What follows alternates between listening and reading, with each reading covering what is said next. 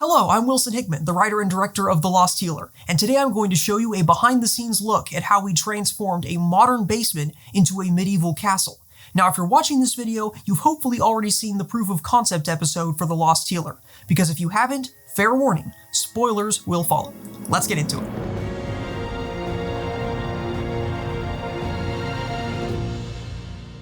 One of the most interesting things about this castle set is it almost never existed. During pre-production, there was actually a time where I considered rewriting the indoor scenes to take place outside. The Lord had already blessed us with an amazing outdoor location, and moving the indoor scenes outdoors would have saved us the trouble of finding an interior set. But what stopped me from taking this easier option is it wouldn't fit the theme of the episode. This wasn't just any interior set. This is where we were going to meet Prince 𝐸𝐻𝐻 for the first time and see him interact with his sister 𝐾𝐨𝐬 for the first time.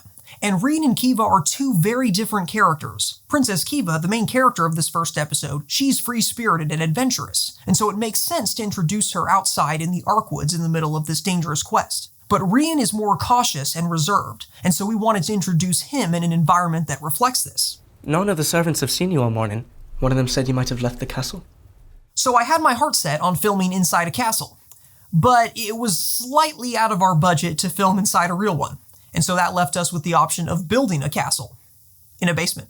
The first step was finding a portion of the basement that had maximum cinematic potential, and what I mean by that is it had to give us a range of options for different camera angles in the final scene. We ended up choosing this L-shaped portion of the basement so we could shoot into the corner to add depth, and we also chose it because it has this open space where we can add a window to our stone wall. Except the wall wasn't really stone. It was made entirely out of foam. We took all these foam boards and put them up with command strips and gaff tape, and then we took a marker and drew the outline of stones across the surface of the foam. And that's where things started to get fun. If you've seen other videos on this channel, you know that we used a castle model for the outdoor shots of this kingdom. And this basement set is supposed to be the interior of that same castle. So we really should have used the model as a reference when drawing our stones to make sure they looked like they came from the same castle. But we didn't do that. So we ended up having to go back and draw the stones all over again, which really wasn't a big deal, didn't take very long. But I will say, if you want to take on a project like this, it's probably a good idea to decide the shape of your stones before you put in the work to draw them. Just throwing that out there. Once we had the stones drawn, it was time to make them look three-dimensional. And we did this by using a wire brush to carve around the edges. Now, this did make it quite a mess with foam shavings flying all over the place, but it was worth it.